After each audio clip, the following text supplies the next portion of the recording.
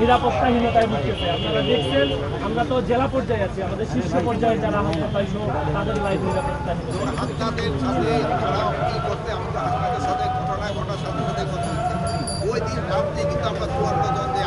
আপনারা গ্রেপ্তার করতেছেন কিন্তু বিচার হচ্ছে না কেন? তাদেরকে আবার বাইরে হয়ে ঘুরে বেড়াচ্ছে কেন?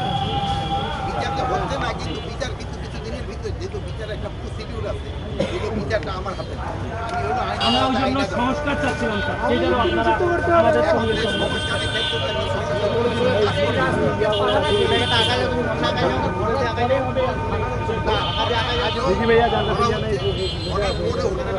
স্বীকার করবো আগে হচ্ছে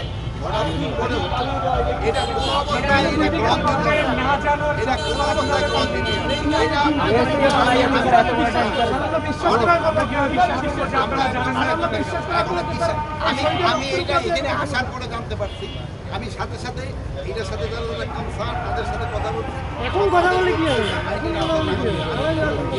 আমি ক্রিকেট ম্যাচের সাথে কথা স্যার একজন প্রবাসী একটার বেশি যদি দুইটা মোবাইল নিয়ে আছে, ইমিগ্রেশন পুলিশ সেটা ধরে ফেলে একদম মুহূর্তে। কিন্তু একজন রাষ্ট্রপতি, এখন রাষ্ট্রপতি ছিল, সেই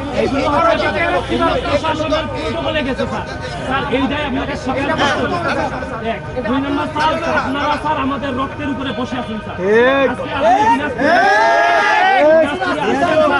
আমরা যে আহত আছি, আমরা যে এই আন্দোলনে এই প্রথম সারির যোদ্ধা ছিলাম, আপনারা আমাদেরকে কোনোভাবে আমাদের যে আকাঙ্ক্ষা, আমাদের যে বলার কথাগুলো আপনারা কিন্তু শোনাবেন। আমাদের উপরে এই পুলিশ প্রশাসন কিন্তু গুলি করছে, হয়তো এখানে চেঞ্জ হয়েছে কিন্তু তারাই কিন্তু গুলি করছে। আপনারা তাদেরকে নিয়ে আবার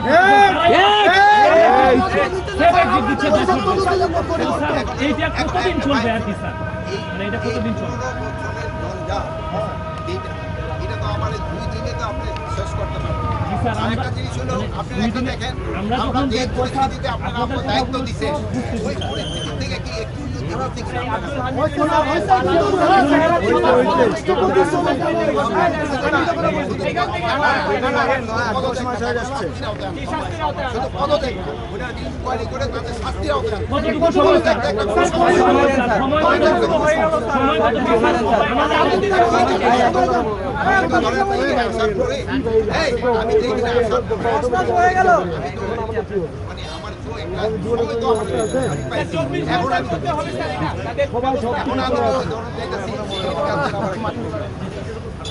আমি অলরেডি ওই এখন যে গাড়িতে যাবো না, কতটুকু আগাইছে হয়তো কিছু জানতে পারবো, কারণ অবশ্যই একটা ব্যবস্থা নেওয়া।